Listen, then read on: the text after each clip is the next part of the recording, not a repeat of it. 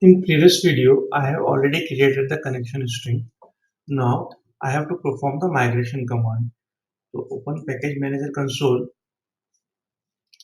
write the command add migration, give migration name, give some meaningful name. This is very important. Add author now and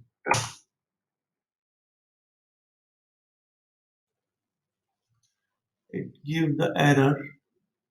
Your target project does not match your migration assembly. So I have to, and they also give the suggestion. Just copy this and paste here. Now try again.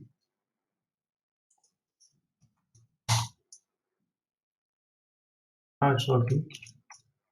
Before updating, I have to open the SQL server to check this database created or not. My MDB. Then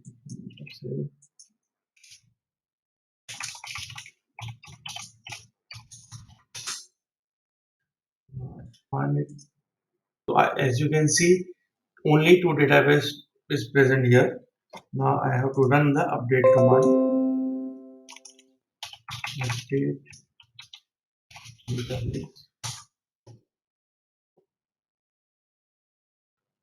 After updating the database, it creates a table custom one. Now I go to SQL, just refresh.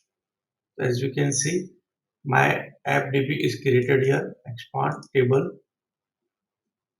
expand columns, author name, character 50/50, constraint key, all the table I have defined in our model. Based on that model, the table is created.